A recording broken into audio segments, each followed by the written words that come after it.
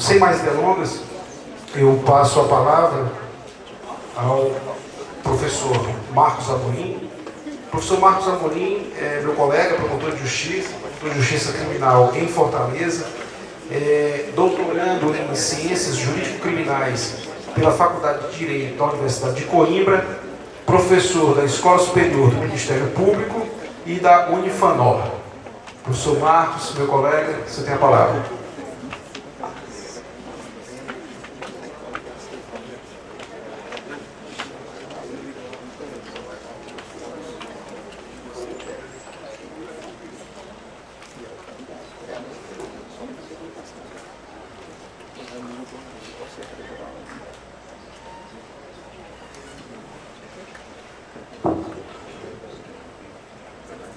Olá, boa tarde a todos e a todas. O pessoal disse boa tarde para vocês. Dr. Flávio, meu colega, que tem o prazer de reencontrar aqui no Cariri.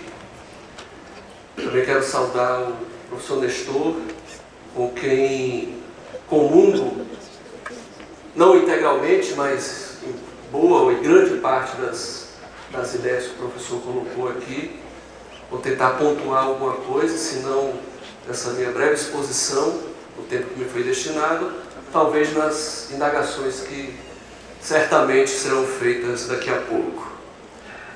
Aproveito desde já para agradecer a diretoria da Associação Cearense do Ministério Público, que me agraciou com um convite para participar deste painel. Para mim, uma honra muito grande poder contribuir para o debate deste tema, que acaba sendo, em última instância, o futuro, o que nós queremos fazer com a nossa justiça penal.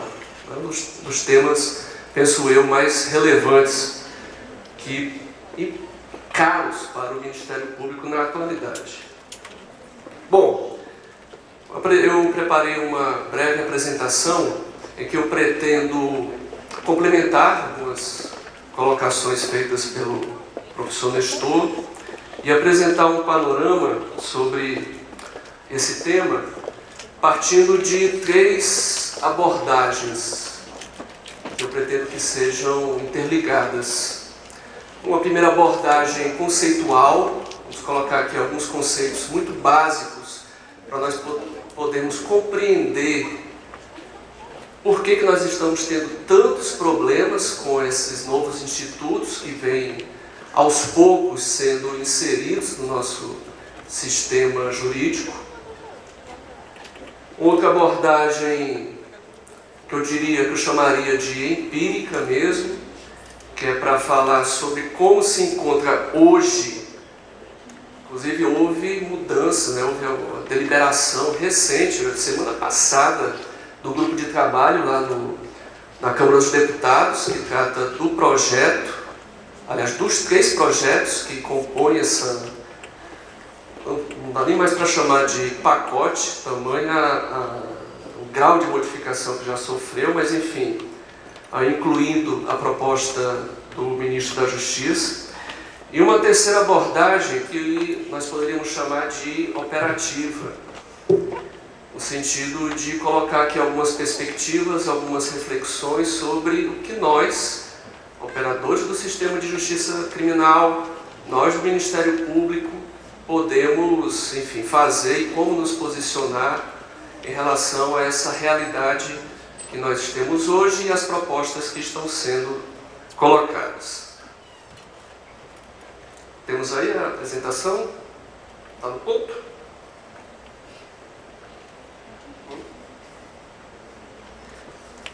Bom, teve um problema técnico, mas já que o tempo é curto e tem que aproveitar.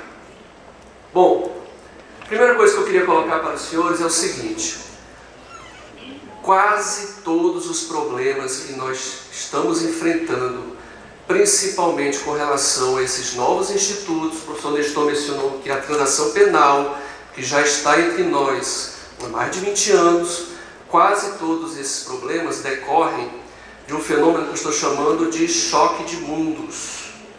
O que acontece? Existem 2 grandes tradições jurídicas no mundo ocidental. uma tradição chamada de tradição continental europeia, da qual nós somos herdeiros, né? Que tem uma visão de mundo sobre o modo de fazer justiça penal, que é a seguinte, que se baseia na chamada busca da verdade. A investigação, o processo criminal propriamente dito... obrigado.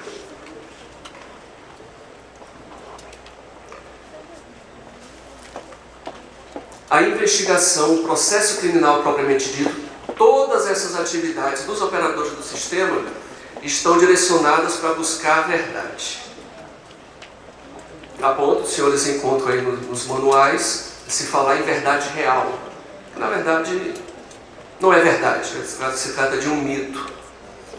Por conta dessa forma de pensar, de ver como fazer a justiça penal, nós temos aí o princípio da obrigatoriedade, o princípio da indisponibilidade da ação penal, no caso para o Ministério Público. Nós temos uma tendência de ter um juiz mais proativo. Ainda hoje nós escutamos, professor Nestor, nas audiências, né, quando o juiz, mesmo sendo que pergunta por último, às vezes faz pergunta repetitiva, desnecessária, etc. Às vezes o juiz retruca, diz, não, mas quem vai ter que decidir sou eu e eu estou buscando a verdade.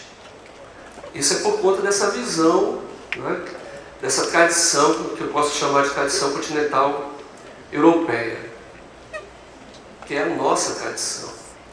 Mas existe também uma outra tradição, essa que tem os seus institutos ganhando cada vez mais espaço, não só no Brasil, mas em outros lugares também. É importante ressaltar que esse fenômeno é global, mesmo no continente europeu, países como Portugal, né, a Itália, vem sendo influenciados por essa outra forma de ver e fazer a justiça criminal, que é a chamada tradição anglo-saxônica. É bem visível, a gente percebe isso, por exemplo, nos filmes, que a forma deles fazerem justiça penal é bem diferente da nossa. Não é? É uma forma de fazer justiça em que a pergunta que é colocada é diferente. A pergunta fundamental que eles se fazem é: o que é que eu posso provar? Diante do que eu tenho aqui de elementos do caso criminal, o que é que eu posso provar? A pergunta não é onde é que está a verdade. Eu vou atrás de buscar a verdade, eu só posso pedir a condenação, pedir a aplicação de pena, dosar a pena de acordo com aquilo que se descobre como se fora a verdade dos fatos. Não, a pergunta é diferente. O que é que eu posso provar aqui?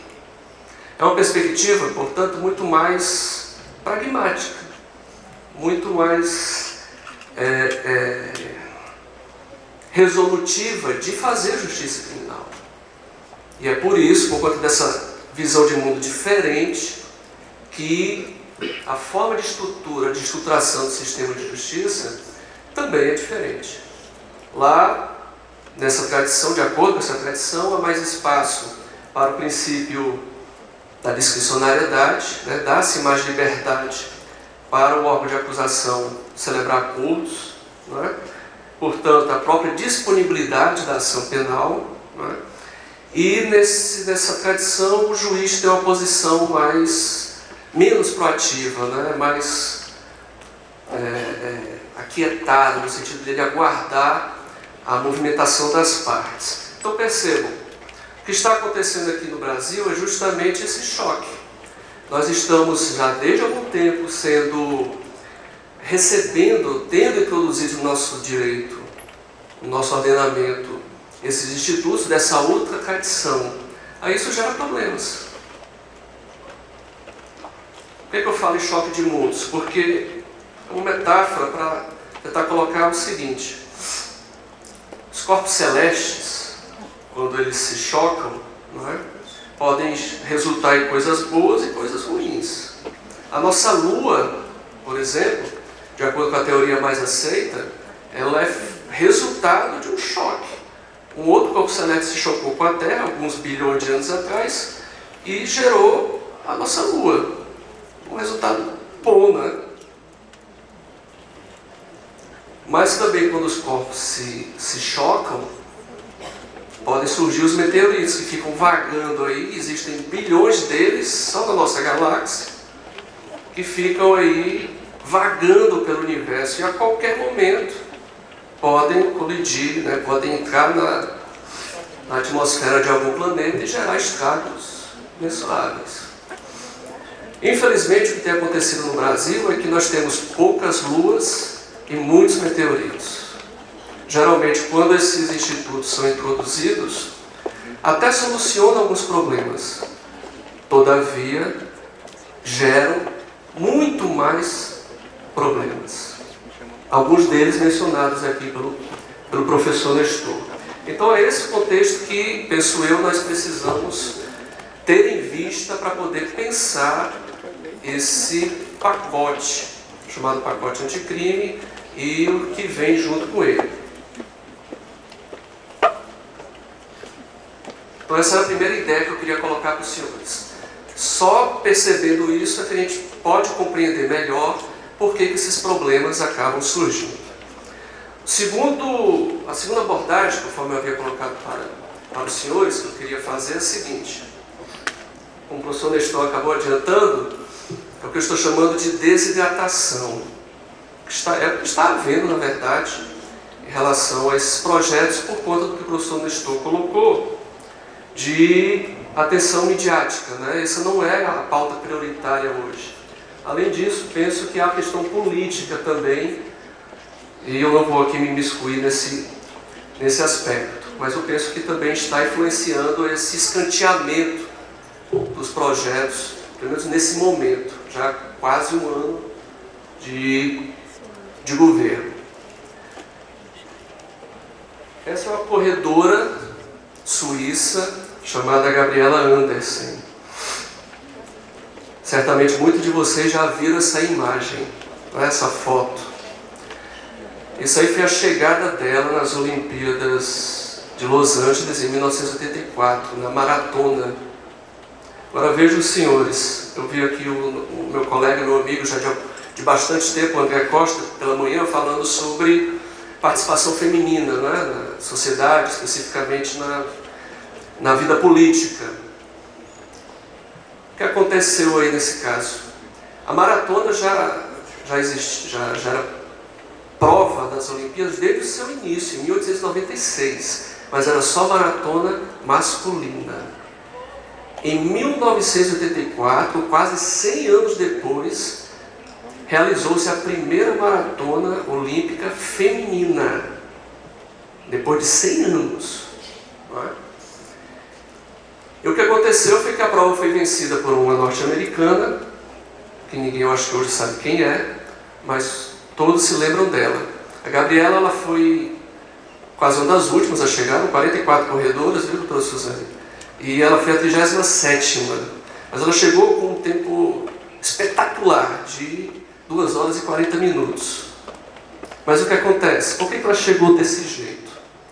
As Olimpíadas aconteceram em Los Angeles, Califórnia, em agosto.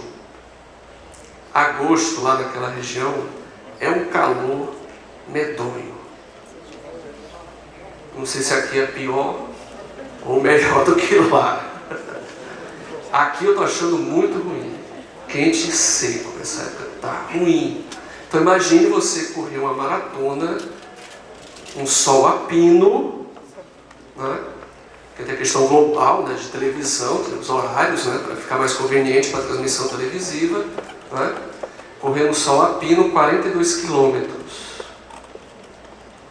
Mesmo um atleta profissional, muitas chegaram do jeito dela aí, né?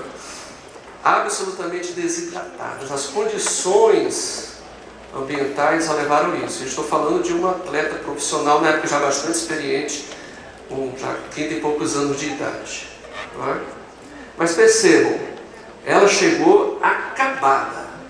Chegou, como vocês veem na foto aí, não é? Já desorientada mentalmente, não sabia nem direito o que estava acontecendo. Chegou nas últimas mesmo. Todavia, isso se tornou um dos símbolos mais importantes, né, na luta do feminismo pela abertura de espaços para a mulher na vida de sociedade, inclusive no mundo esportivo. E isso vem reverberando até hoje. Nós vemos exemplo recente da Copa do Mundo de futebol feminino, né? Um dos primeiros momentos, né, simbólicos foi esse aí. Tudo isso para dizer o quê? Que o que está acontecendo com esses três projetos que se foram juntados, foram aglutinados para tratar de alguns problemas, né, de algumas questões referentes à justiça criminal. Pelo menos o projeto que partiu do ministro da Justiça, esse já foi praticamente todo desidratado. Está chegando já na reta final das deliberações do grupo de trabalho. Vai caber agora ao presidente da Câmara dos Deputados decidir se já vai levar os projetos para o plenário, em que, claro, tudo pode mudar, mas o fato é que o projeto já foi desidratado de uma forma tal que levou o próprio ministro a fazer já várias declarações públicas, vamos dizer assim, para reclamar mesmo, né, das decisões tomadas nessas comissões. Todavia, pode até ser, podemos até entender que o projeto está desidratado, mas os pontos, as questões que estão sendo levantadas são de suma importância para que nós possamos pensar justamente que tipo de justiça penal nós queremos. Eu me filio ao professor Nestor porque também sou um entusiasta da justiça penal negociada. Eu acho que não há como evitar que se trilhe esse caminho. A questão é como fazer. E tendo sido os projetos desidratados de uma forma tal que nem cabe mais falar, penso eu, hoje em projeto ou pacote, né? A questão é, o que está sobrando disso aí? Essa desidratação, ela já começou antes da largada. Antes mesmo do projeto ser encaminhado ao Congresso, o próprio ministro já separou, né, fatiou os dispositivos referentes à criminalização do Caixa 2 e a competência criminal da Justiça Eleitoral. A questão, principalmente da corrupção, né, que junto com a criminalidade violenta são os dois motores, né, de todo o projeto inicial. Esse já começou a ser desidratado antes da largada. E o que aconteceu depois, isso já no Congresso, foi o apensamento do projeto do ministro da Justiça a outros dois que lhe eram anteriores. Um desses projetos é o resultado de uma comissão de juristas que foi liderada pelo ministro do STF, Alexandre de Moraes. Acho que eu coloquei a foto aqui. Pronto, saiu a reunião dessa comissão de juristas, né, liderados pelo ministro do STF e composto por membros do Ministério Público, advogados, professores. Não, saiu a foto de uma reunião deles com o presidente da Câmara dos Deputados.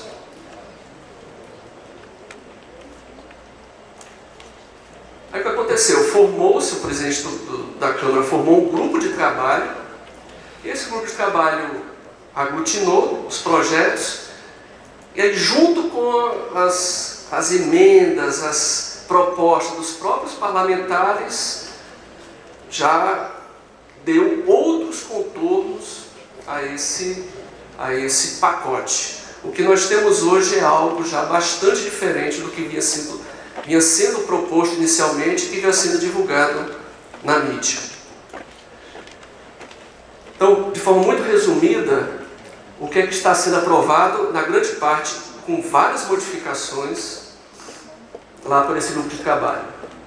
Perdimento de bens de organizações criminosas e milícias. Infiltração de agentes policiais por meio de redes sociais e aplicativos de comunicação na internet. Aumento de tempo máximo de cumprimento de pena de 30 para 40 anos. criação do Banco Nacional de Perfil Genético e Balístico, aumento de pena de homicídio simples que envolva arma de fogo de uso restrito ou proibido, tráfico internacional de armas, comércio ilegal de armas, concussão, injúria, calúnia e difamação praticados pela internet. Ampliação para 3 anos do tempo de permanência em estabelecimento prisional federal para 2 anos no caso de RDD. Proibição de saída temporária para condenados por crime hediondo com resultado morte. Uma das inovações mais importantes é chamado confisco alargado, não é? Que é a possibilidade de o Estado confiscar os bens do condenado cuja origem ilícita não for devidamente demonstrada. A figura do whistleblower, não é? Que é sendo chamado também de delação do bem. Mais um instituto, né, de origem dessa outra tradição anglo-saxônica a que eu me referi antes. Disciplinamento da escuta ambiental de estabelecimentos prisionais de segurança máxima. Criação da figura do juiz das garantias. Isso aí não estava em nenhum dos 3 projetos que foram aglutinados. Isso aí foi contribuição de um dos parlamentares. Não é o projeto do senador Cid Gomes, que ali é outro projeto que ele apresentou no Senado. E o curioso é que a figura do juiz das garantias está previsto no anteprojeto de Código de Processo Penal. Aí vocês veem um nível de articulação, um nível de organização que o parlamento tem, né? Cada um apresenta o projeto do jeito que quer, sem se preocupar com o que o outro está fazendo. E a ampliação da transação penal, tal como conhecemos hoje, e a legalização, que eu chamo de legalização do acordo de não persecução penal. Porque o que acontece, o professor Nestor mencionou isso também, a questão da resolução número 181, né? Em que pese todo o esforço, o reconhecimento, eu da minha parte tenho em relação aos colegas do Ministério Público que vêm executando, aplicando os dispositivos relacionados ao acordo de não persecução penal, eu vejo um problema de origem, um vício de origem, que para mim é insuperável, que é o fato da matéria ter sido disciplinada por meio de resolução. Penso eu que todo dispositivo, toda norma que implica em obrigações de terceiro, seja de juiz, investigado, vítima, seja quem for, necessariamente tem que ser, ou só pode ser feito através de lei, em sentido estrito. Mas esse é o problema de origem. Em relação a aspectos procedimentais, há um problema que o professor Nestor levantou, e aqui eu quero fazer um breve, pontuar rapidamente sobre isso, que é o problema eu entendi assim, professor Nestor, da voluntariedade em relação à confissão, né? O grau de liberdade que o investigado teria para fazer a confissão, que realmente é um pressuposto do acordo de não persecução penal, e com isso celebrar o acordo com o Ministério Público. Aí isso tem que ver, professor Nestor, exatamente com aquilo que eu estava colocando. Nós importamos os institutos, mas não nos preocupamos com as bases do sistema que dão sustentação a esse instituto. Porque o que acontece? Nos países de tradição anglo-saxônica, via de regra, quem gerencia, controla, administra a investigação criminal, que vai fornecer o material para, enfim, se celebrar um acordo, é o Ministério Público. Não é?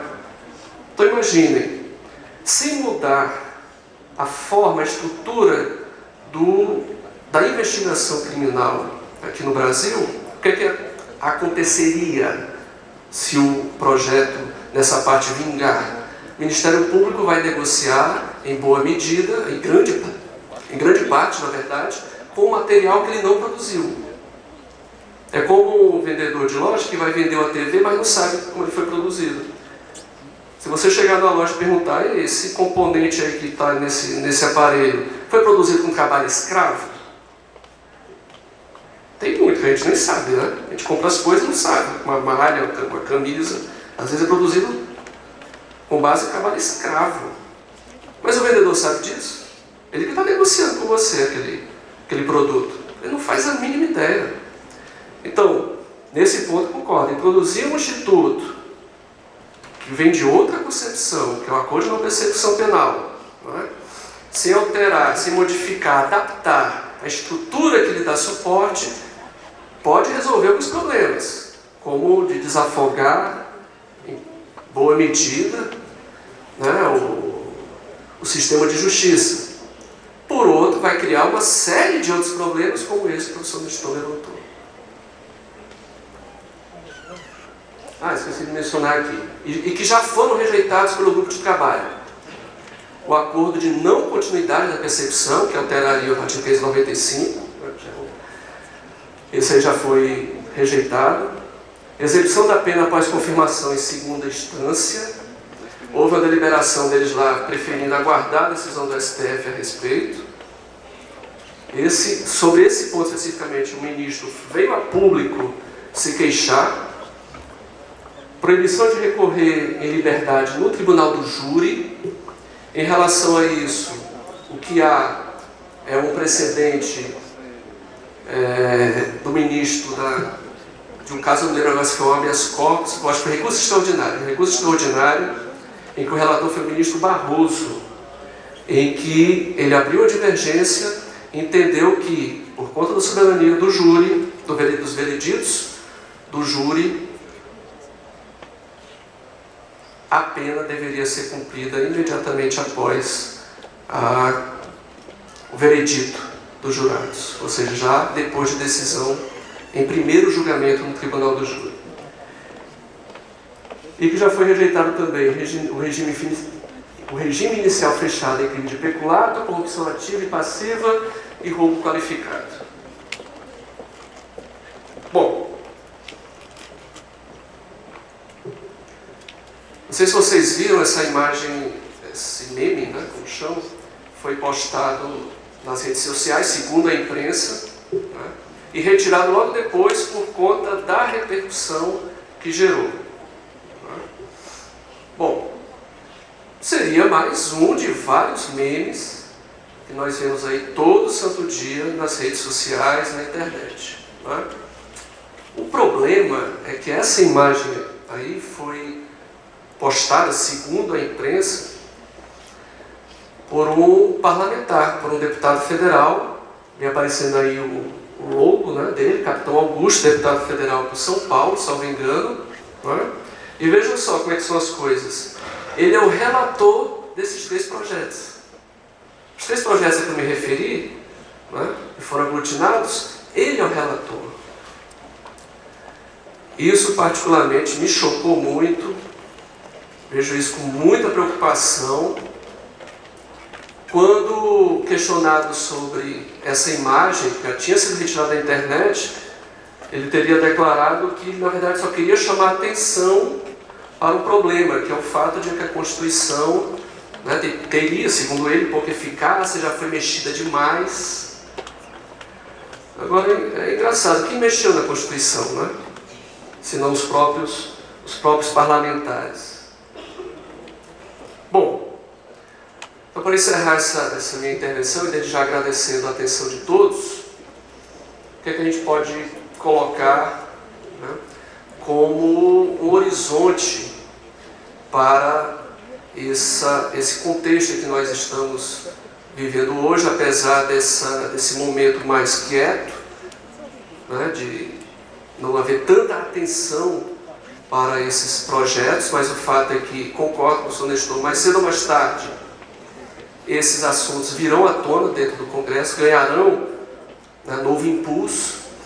Então, diante desse cenário, pergunta fundamental, lógico, o que é que nós queremos em termos de futuro para a nossa justiça criminal?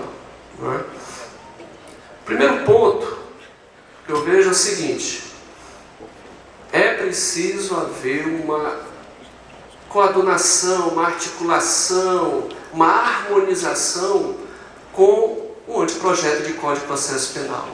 Não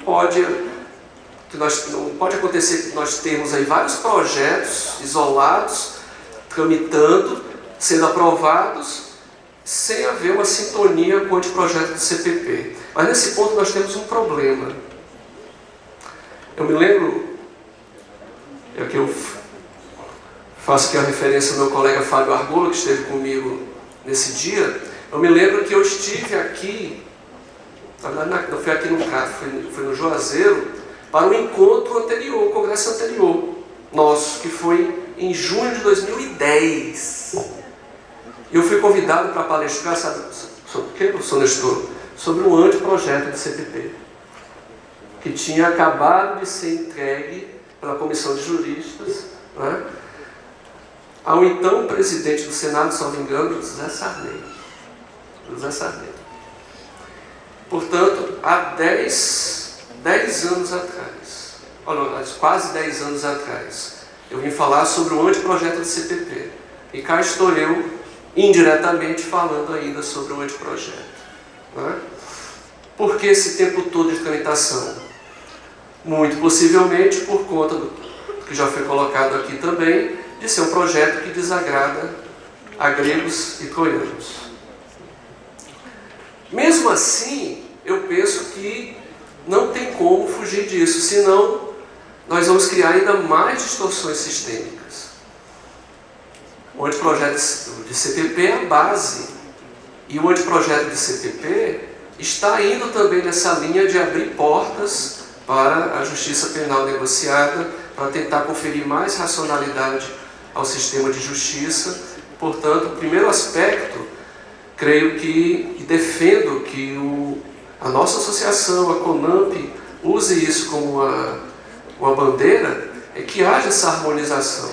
Talvez eles estejam discutindo esses assuntos em salas vizinhas, porém, talvez criando dispositivos que em alguma medida vão acabar se chocando. Outra questão é o punitivismo.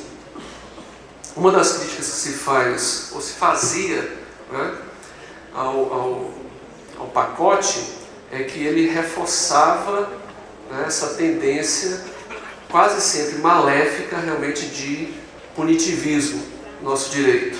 Né? A questão é, punitivismo para quem? Porque na medida em que se abrem portas para soluções negociadas de conflitos de natureza criminal, né, isso, pelo menos em tese, né, pode permitir que se guarde mais energia para aquilo que realmente deve chamar a atenção e deve reunir os esforços dos órgãos de persecução penal. Né?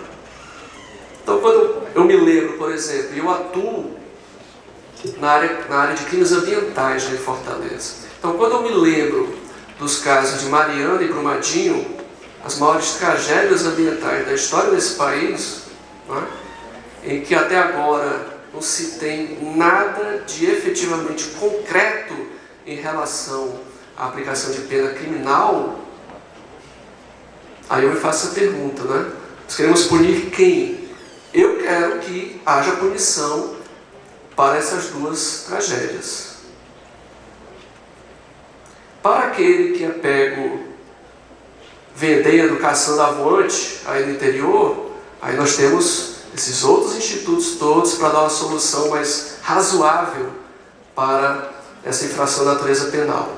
Mas para esses casos, como de Brumadinho e Mariana, aí tem que ser o direito penal com toda a sua força simbólica, material. Aí para esses eu quero punição e não é pouca não. E um terceiro ponto de reflexão é o seguinte: quase sempre o que está por trás de discursos referentes a alterações, especificamente na legislação processual penal, é a busca por uma certa racionalidade do sistema, né? O que é muito bom. Realmente nosso sistema de justiça, vou usar a mesma expressão que o professor Nestor já usou aqui, para mim já está colapsado. Né? Por que que, vou dar só um vislumbre em relação a isso. Visão que eu tenho praticando, operando o sistema de justiça todo dia. Né? Como nós sabemos, o nosso sistema prisional, ele é em grande parte, talvez a maioria mesmo, composta de dois tipos de pessoas que estão respondendo ou foram condenadas por dois tipos de crime, basicamente: tráfico de drogas e roubos. Tem alguém que é apanhado em flagrante por uma dessas duas situações, quando passa pela audiência de custódia, não permanecer preso. É difícil, não é? Agora, o que acontece? É tráfico de drogas, geralmente de miudeza, coisa pouca, e roubo de celular, por exemplo. Grande maioria dos casos, não é? Como reverter essa situação? Como modificar essa situação? Essa é a reflexão que nós precisamos colocar. Será que esses institutos, talvez não da forma como estão sendo postos hoje, com alterações, modificações, com ajustes, que penso eu realmente são necessários, será que eles podem contribuir para modificar essa realidade? Bom, então são essas as colocações que eu queria fazer. Espero ter contribuído para o debate. Mais uma vez agradeço o convite que me foi formulado, agradeço a atenção de todos e até uma próxima. Muito obrigado.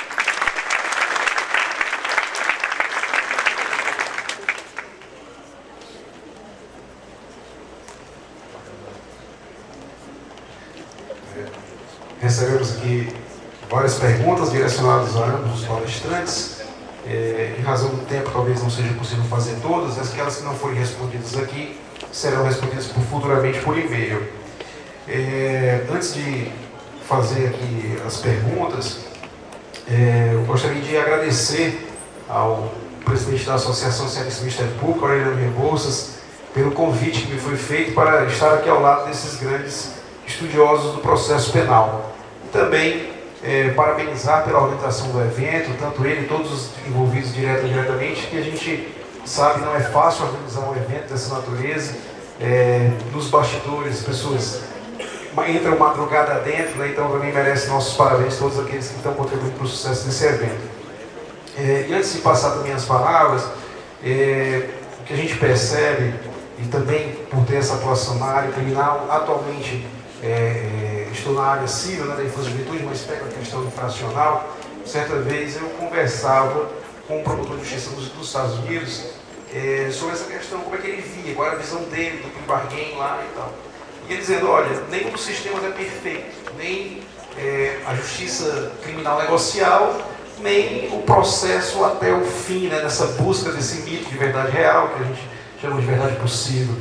E ele dizendo, os dois têm falhas. E ele criticava, a crítica que ele fazia ao plea bargain lá nos Estados Unidos era quando alguns promotores, diante de casos que eles não tinham muita segurança, eles ofereciam uma proposta de pena muito reduzida em relação ao patamar previsto na lei, e que meio que forçava o cidadão a dizer, não, eu acho que eu vou pegar o acordo, porque corro o risco. E lá nos Estados Unidos tem muita questão também financeira, o custo da justiça criminal é muito elevado para o processo, várias audiências. O processo aqui tem muito essa questão da justiça gratuita e lá não é tão presente. E dizer que alguns acordos eram firmados, a pessoa se sentia, era mais vantajoso o acordo do que até responder o custo do processo. Ele achava injusto as situações. Mas ele também citava exemplos, isso a gente também vislumbra aqui, de processos mesmo, que vão até o fim, com sentença e tudo, e que no final, às vezes, lá na frente, ou através de uma revisão, ou mesmo, como nos Estados Unidos eles estão fazendo, agora análise de casos com base em DNA, casos que tinham sido embasados unicamente em provas testemunhais, e hoje eles fazem provas de DNA e revelam que não era aquela pessoa, era inocente, e era muitas vezes aquele depoimento testemunhal era fruto de falsas memórias.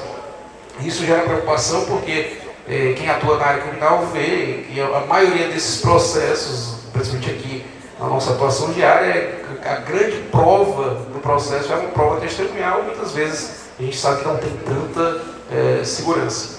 Mas, feitas essas considerações, passar aqui as perguntas. Eu selecionei aqui uma pergunta para cada um dos palestrantes e, se o tempo permitir, a gente adianta outras e, se não for possível, serão respondidas por e-mail. 3 perguntas são na mesma linha, dirigidas ao professor Nestor. E eu resumo as 3 no seguinte: como o senhor analisa o fato de o acordo de não percepção penal ter sido introduzido no ordenamento através de um ato do Conselho Nacional do Ministério Público e não através de uma lei do Congresso Nacional. Seria constitucional a resolução do Conselho Nacional? E uma outra pergunta nessa mesma linha. Caso viesse uma lei a introduzir esse acordo de não persecução penal, essa lei seria compatível com a Constituição, ou seja, numa questão de adequação tanto formal como material com a Constituição? Bem, perfeito, você é bem objetivo. A discussão hoje do acordo envolve a flexibilização do princípio da obrigatoriedade. Me parece que todos os promotores aqui presentes, quando prestaram os respectivos concursos, foram exigidos ao estudo exauriente do princípio da obrigatoriedade, que não era questionado até então por nenhum manual de processo penal.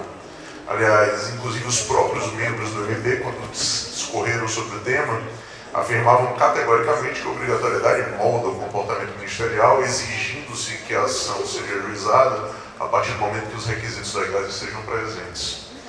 O próprio STJ, quando resolveu extirpar do ordenamento o Instituto da Prescrição Virtual, inclusive editando enunciado de súmula, pautou o seu entendimento com base no princípio da obrigatoriedade. O Ministério Público não poderia virtualizar a prescrição para poder requerer arquivamento de inquérito. Por conseguinte, deveria ajuizar a demanda e, consequentemente, nós discutiríamos o caso na persecução penal em juízo. A partir do momento que agora temos uma inclinação em sentido diametralmente oposto, de que não é a obrigatoriedade que vai moldar o comportamento ministerial, e sim um princípio da oportunidade na aferição do caso concreto, ou eu vou reformular o sistema, afirmando que a obrigatoriedade não teria respaldo específico. Alguns dizem no artigo 24 do Código de Processo Penal, outros tentam extrair a obrigatoriedade da própria Constituição Federal. Então eu teria que refundar o sistema, talvez até com proposta de emenda à Constituição, para viabilizar aqueles que entendem uma visão mais radical. Me parece que a matéria poderia ser regulada por lei federal. Então, havendo a regulação por lei federal, seja uma lei extravagante ou a própria alteração do Código de Processo Penal, permitindo o acordo de não persecução penal, me parece que seria satisfatório.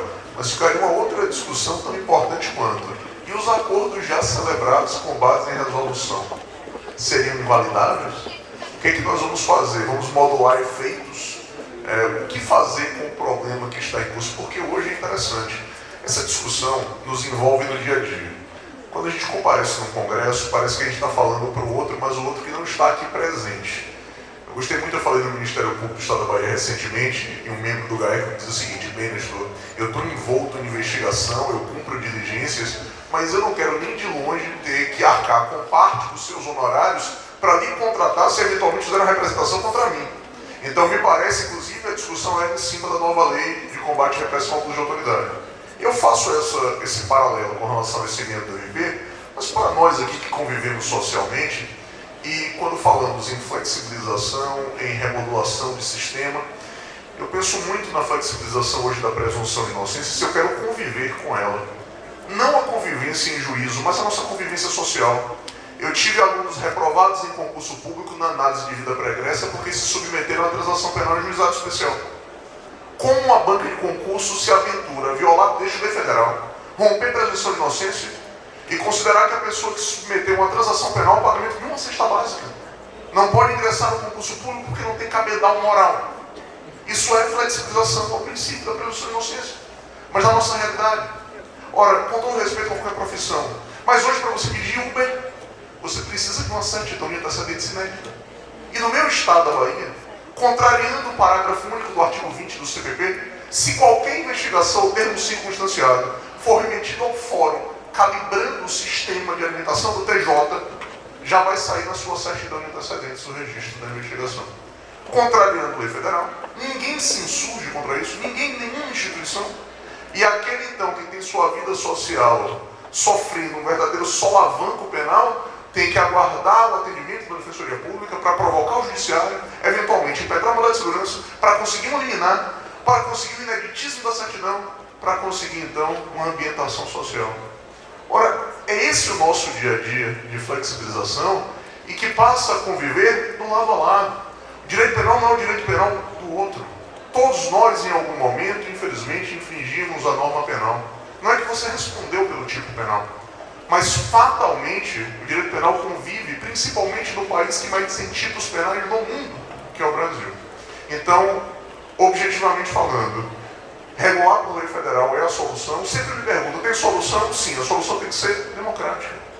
E a democracia exige que o Congresso Nacional não seja esse Congresso atávico, acabrunhado, eventualmente com um certo protagonismo no ano de 2019, mas que infelizmente segue atrás das instituições que não aguentam mais esperar por novas regulações. Como diz o professor Romulo Moreira, num país que vive de medida provisória e resolução, para que Congresso Nacional? Óbvio que é uma provocação crítica, o Congresso é necessário para a estrutura democrática, mas é evidente, nós precisamos com urgência regular o acordo de não persecução penal. Até porque não só o acordo em si, mas os desdobramentos do acordo serão em algum momento judicializados. E aos membros do Ministério Público presentes não se enganem, existe uma franca resistência ao acordo de não persecução dentro do próprio judiciário.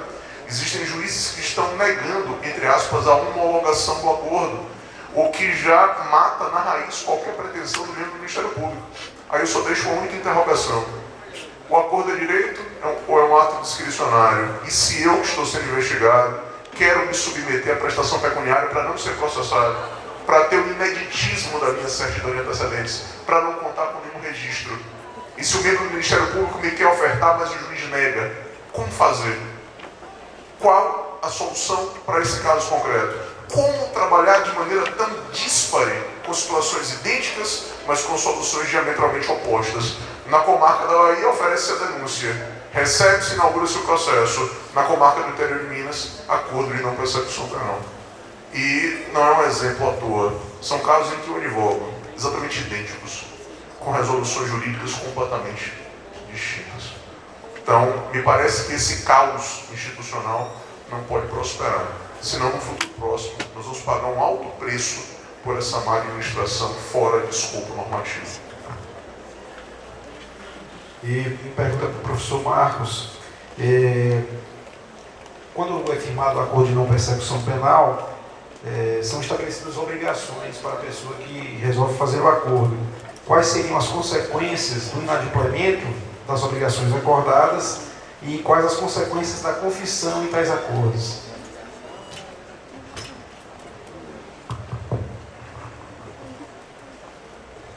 Bom, esse aí é outro problema decorrente justamente do fato de como o Instituto foi introduzido no nosso sistema.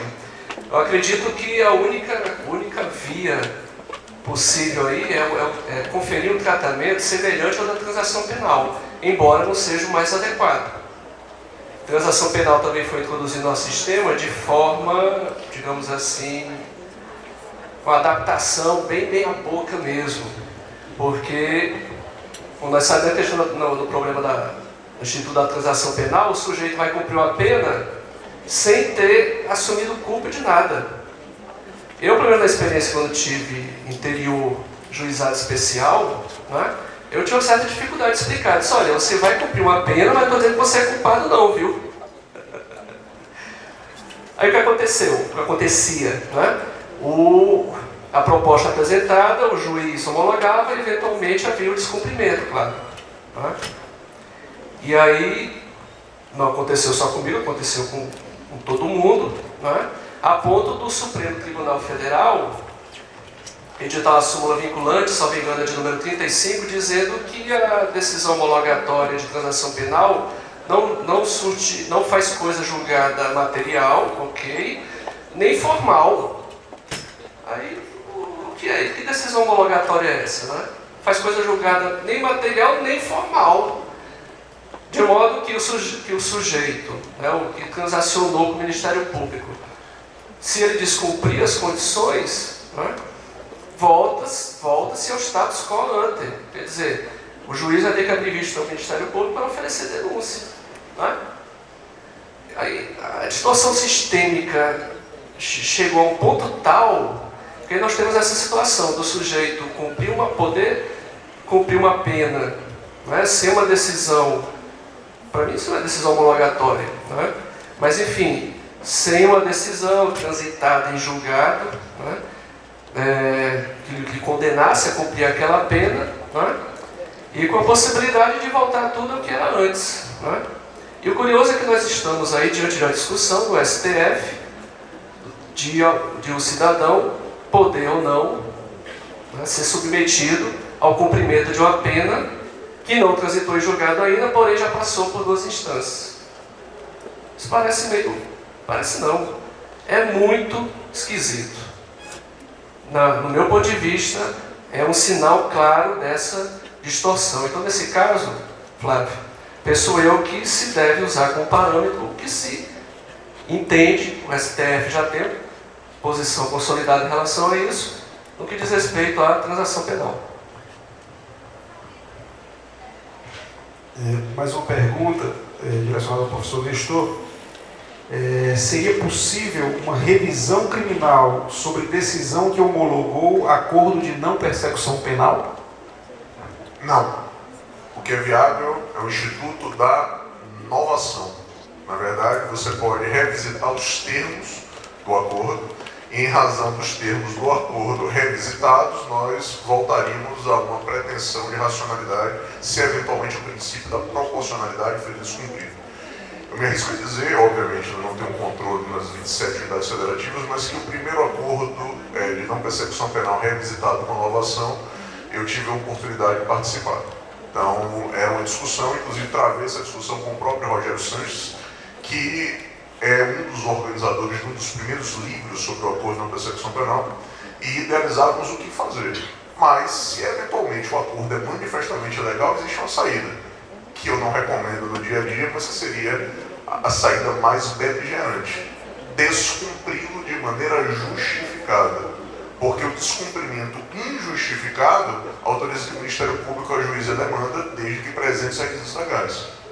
E se o descumprimento for justificado, porque eu tenho um novo elemento probatório acachapante, me parece que o Ministério Público vai ter um grande problema a refletir acerca do que fazer daqui por diante. E são interrogações. Nós não temos aqui soluções concretas. Os problemas estão acontecendo hoje. Os acordos estão sendo celebrados desde 2017. Nós estamos em 2019. Existem pessoas que descumpriram o acordo de maneira imotivada e correm o risco da oferta da denúncia. Mas, por exemplo, parêntese, me parece não ser razoável os promotores presentes indicar a seguinte cláusula no acordo: se ele for descumprido, o Ministério Público está autorizado a requerer a decretação da prisão preventiva. Isso me parece que é um recado subliminar acerca, efetivamente, das ferramentas a cargo daquele que está supostamente dialogando. Então não me parece que é caso de revisão criminal, o acordo não faz coisa julgada material. Se o acordo for integralmente cumprido, o promotor requer o arquivamento do inquérito. O requerimento de arquivamento, em regra, não faz coisa julgada material. Me parece que, nesse caso, se o requerimento está pautado no cumprimento integral do acordo, deve ser declarada a extinção da punibilidade, em decisão apta à imutabilidade pela coisa julgada material. É a solução mais próxima que eu defendo a uma situação de estabilidade sistêmica para alguma garantia para aquele que dialoga com o MP. E se eu cumpro integralmente o acordo, depois o Ministério Público não oferta o arquivamento do inquérito? Ou se ele oferece o pedido de arquivamento e o juiz invoca o 28 e manda para o Procurador-Geral. E o Procurador-Geral designa outro promotor e oferece a denúncia, depois de eu ter cumprido o acordo. Existe alguma garantia? Ou a garantia está estripada exclusivamente na palavra? São interrogações apresentadas, eu não tenho respostas para elas. Agora, de todo modo, celebrado o acordo, seria importante consignar nos termos do acordo. Adimplido o acordo, o Ministério Público vai requerer o arquivamento da investigação com um pedido de declaração de extinção da punibilidade. Se o juiz declara e arquiva, imutabilidade pela coisa julgada material. É a coisa julgada material mais sui generis, porque o sujeito não é declarado inocente. Ele apenas não será punido diante das regras do jogo. Mais uma pergunta para o professor Marcos. Seriam esses institutos, com esses institutos, seria possível desafogar o judiciário? E se não, o que poderia ser feito para desafogar os processos? Olha só, é sempre difícil fazer algum prognóstico quando se trata de sistema de justiça, não é? Muitos institutos já foram adotados na tentativa de racionalizar tanto quanto possível o sistema. Em tese, né, as ideias são muito boas. Trago aqui à tona de novo, como já foi colocado pelo professor Nestor, a Lei 2403, né, das medidas cautelares.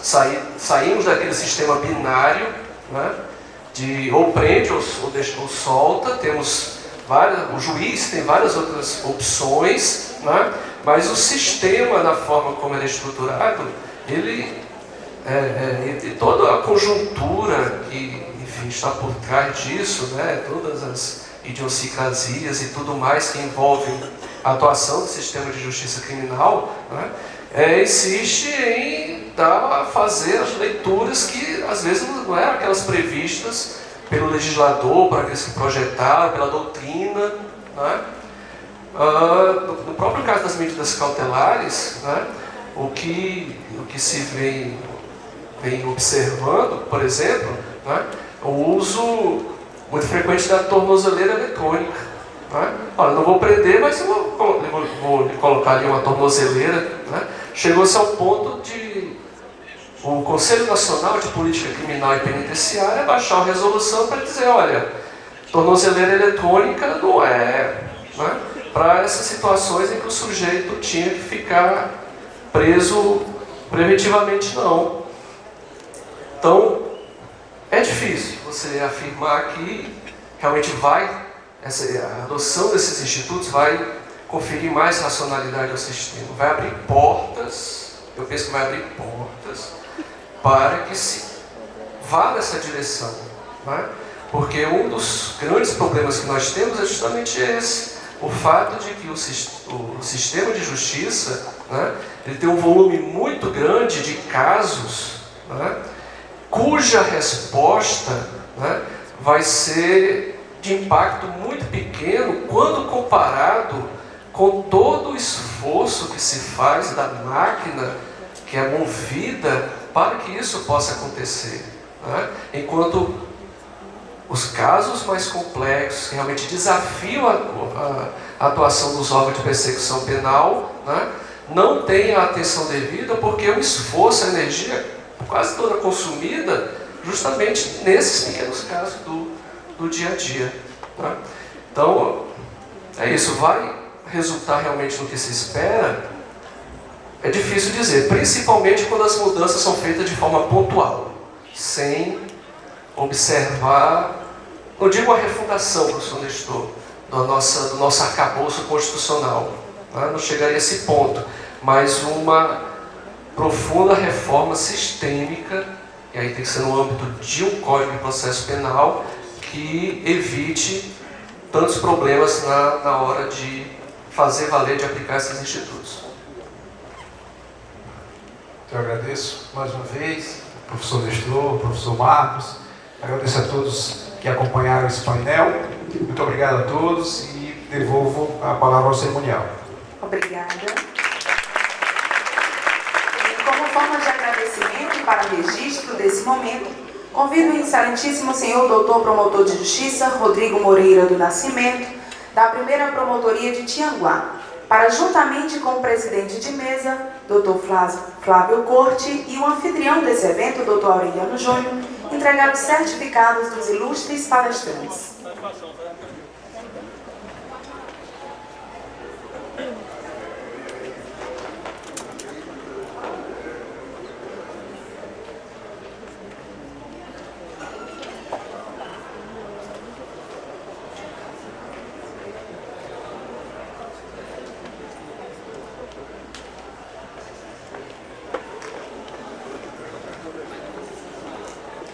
E nesse momento teremos um breve intervalo de 10 minutos, lembrando a todos que os certificados serão enviados por e-mail e é necessário 75% de participação.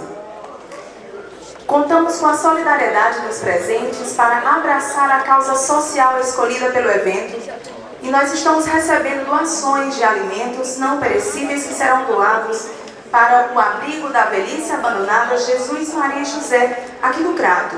Então, contamos com a solidariedade de todos vocês. Ainda hoje faremos os sorteios divulgados em nossas redes sociais. 3 assinaturas anuais da Notório Play, uma inscrição para o 5º Congresso de Direito Penal e uma bolsa de pós-graduação do SERS e 3 cestas de produtos do café Três Corações. Até mais.